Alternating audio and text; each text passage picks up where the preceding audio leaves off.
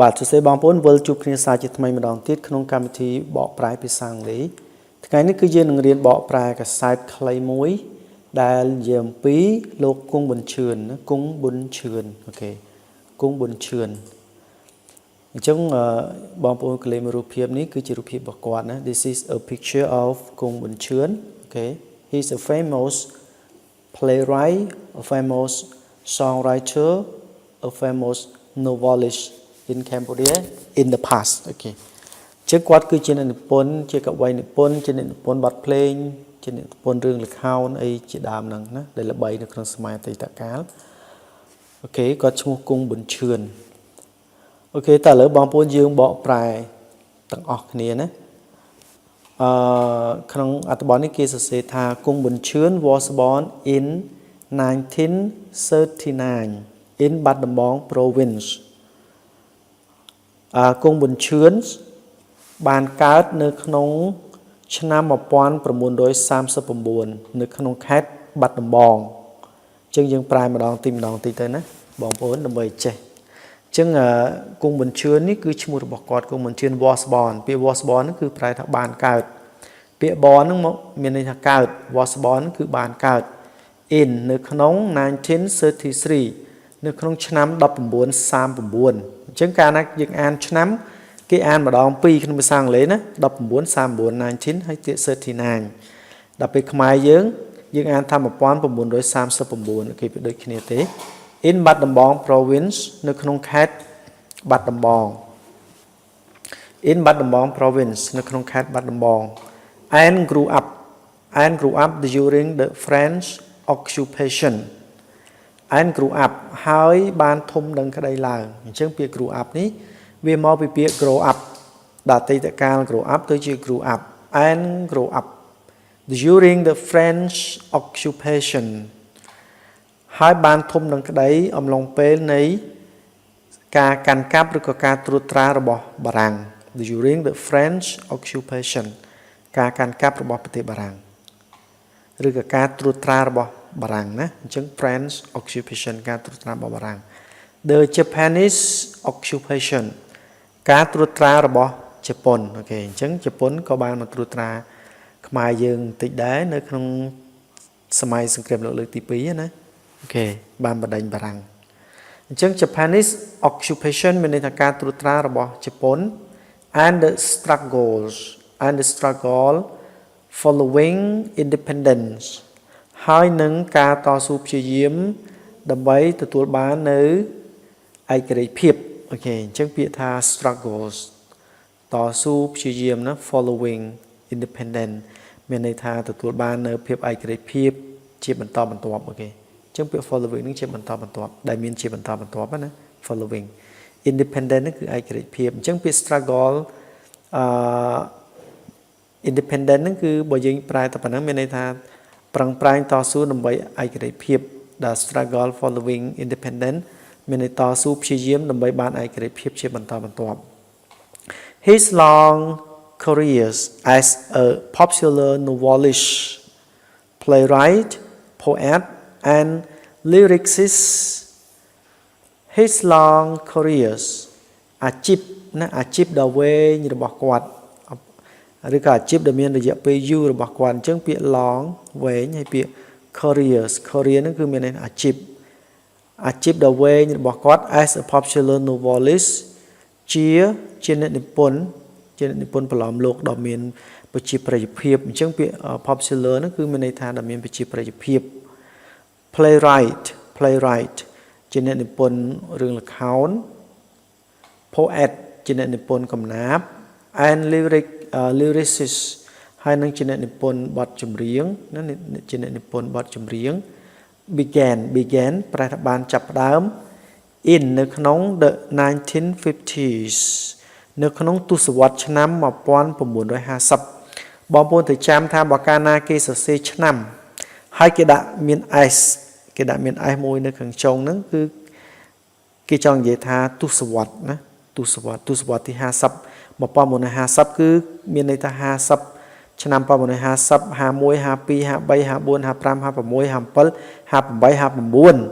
60អញ្ចឹងគឺរយៈពេល10ឆ្នាំហ្នឹងគឺត្រូវទាំងអស់ណា ចឹងគេសរសេរសអែហ្នឹងគឺមានន័យទសវត្សរ៍អូខេចឹងទសវត្សរ៍ឆ្នាំ1950ហើយបើកាលណាគេសរសេរថា1950អត់មានអេសគឺគេនិយាយតែឆ្នាំ1950ទេ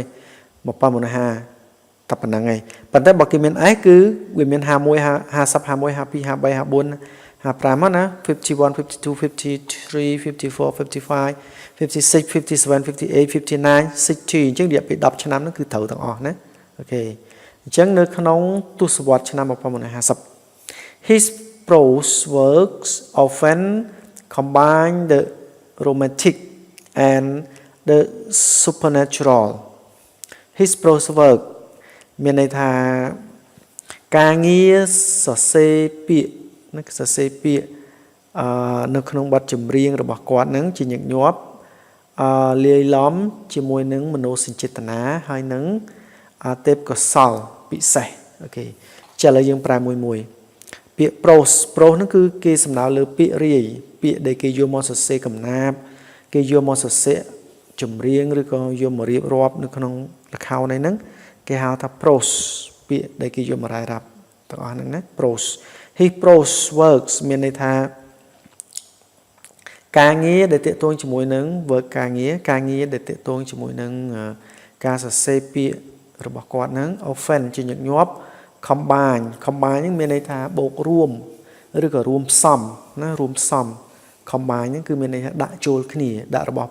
2ឬក៏3 4មុខរហូតប្រហែលមុខក៏បានចូលគ្នានឹង combine the romantic មានន័យរួមគ្នាជាមួយនឹងមនោសញ្ចេតនា romantic ណាមនោសញ្ចេតនាបែបស្រឡាញ់លួងលោចអីហ្នឹង and the supernatural ហើយនឹងទេពកោសល្យពិសេសមានន័យថាដងពិសេសឬក៏ទេពកោសល្យពិសេសរបស់គាត់ and his satirical novel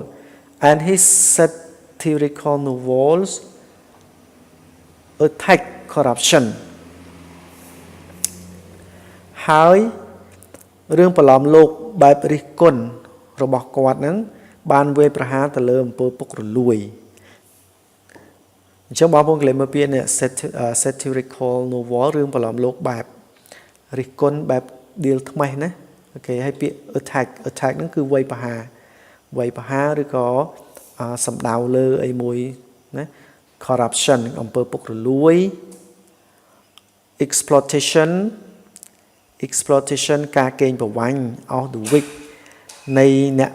ទន់ខ្សោយអញ្ចឹង the weak ពេលនេះសំដៅលើអ្នកទន់ខ្សោយ and social injustice និងអំពើអយុត្តិធម៌នៅក្នុងសង្គមអញ្ចឹងពាក្យ injustice ប្រែថាអយុត្តិធម៌ social សង្គម and social injustice អូខេជិះខ្ញុំប្រែកន្លែងនេះម្ដងទៀតណាពាក្យរាយឬក៏ពាក្យស័ព្ទការងារពាក្យស័ព្ទរបស់គាត់ជាញឹកញាប់គឺរួមផ្សំជាមួយនឹងមនោសញ្ចេតនានិងលក្ខណៈពិសេសណាទេពកោសល្យពិសេសហើយនឹងមនោសញ្ចេតនាបែបរិះគន់របស់គាត់នឹងបានវាយប្រហារចាក់ដោតនឹងទៅលើអំពើពុករលួយការកេងប្រវ័ញ្ចនៃអ្នកទន់ខ្សោយហើយនឹងអំពើអយុត្តិធម៌នៅក្នុងសង្គមអូខេ In 1981 he returned to Cambodia in 1981 នៅក្នុងឆ្នាំ1981ចឹង19ហ្នឹងគឺមានន័យ19 81 81 in 1981នៅក្នុងឆ្នាំ1981 he returned to Cambodia គាត់បានវិលត្រឡប់អញ្ចឹងពាក្យ return ហ្នឹងគឺវិលត្រឡប់កាលណាគេសរសេរ ed អញ្ចឹងគឺបានវិលត្រឡប់ he returned to Cambodia គាត់បានវិលត្រឡប់មកកាន់ប្រទេសកម្ពុជា however ទោះបីយ៉ាងណាក៏ដោយ in 2000 នៅក្នុងឆ្នាំ2000 he was forced to flee the country គាត់ត្រូវបានបង្ខំចិត្តគេចខ្លួនពីប្រទេសអញ្ចឹងបងប្អូនគេមើលពីនេះ he was forced ហ្នឹងគឺបង្ខំ force to flee ហ្នឹងគឺមានន័យថារត់គេចឬក៏គេចខ្លួនពាក្យ flee ហ្នឹង the country ពីប្រទេស as a result of publishing the destiny of Marina as a result ដែលជាលទ្ធផលនៃការបោះពុម្ពផ្សាយអញ្ចឹង result ហ្នឹងលទ្ធផលណាដែលជាលទ្ធផលនៃការបោះពុម្ពផ្សាយអត្ថបទមួយរឿងប្រឡំលោកមួយដែលមានចំណងជើងថា nè destiny of Marina មានន័យថាប្រេងវាសនាឬក៏ភពប្រេងសំណាងរបស់ Marina អញ្ចឹងពាក្យ destiny ហ្នឹងគឺប្រេងវាសនាហើយពាក្យ Marina ហ្នឹងគឺនាង Marina a novel based on an exit attack on his niece a novel មានន័យថារឿងប្រឡំលោកហ្នឹង based on ហ្នឹងគឺមានន័យថាដោយយកគោលដៅលើណាដោយផ្ដោតសំខាន់លើ based on ហ្នឹងណាដោយផ្ដោតសំខាន់លើ an exit attack ការវាយប្រហារដោយទឹកអាស៊ីតគេ exit ទឹកអាស៊ីតណា exit ហ្នឹងគឺ acid attack ការវាយប្រហារដោយទឹកអាស៊ីត on his niece ទៅលើក្មួយស្រីរបស់គាត់អូខេអញ្ចឹងបងប្អូនយើងមានពាក្យច្រើនដែរដែលបងប្អូនគួរដឹងដូចជាពាក្យ publishing គឺការបោះពុម្ពផ្សាយដូចជាបោះពុម្ពសភៅបោះពុម្ពឯកសារអីសរសេរជារឿងអីផ្សេងៗហើយពាក្យ destiny នេះគឺមានន័យថាព្រេងវាសនាអស់ Maria នេះឈ្មោះទេណាព្រេងវាសនារបស់នាង Maria ហ្នឹងហើយពាក្យ novel based on ហ្នឹងរឿងប្រឡំលោកហ្នឹងគឺវាមានគោលសំខាន់លើអីមួយចឹងណានិយាយពីអីនិយាយសំខាន់ទៅលើអីគេនេះ exit attack ការវាយប្រហារទឹកអាស៊ីត on his niece ទៅលើក្មួយរបស់គាត់អូខេអញ្ចឹងបងប្អូនអត្ថបទយើងប៉ុណ្ណឹងហើយសង្ឃឹមថាបងប្អូនចេះពាក្យខ្លះនៅក្នុងហ្នឹងណាអញ្ចឹងនេះក៏ចាត់ទុកជាការចែករំលែកមួយដែរណាសម្រាប់បងប្អូនដែលរៀនភាសាអង់គ្លេសអញ្ចឹងសូមបងប្អូនកុំភ្លេចជួយ subscribe ជួយ share ម្នាក់មួយហើយនឹងចុចសញ្ញាកណ្ដឹងផងហើយសង្ឃឹមថាជួបគ្នានៅមេរៀនក្រោយបាយបាយ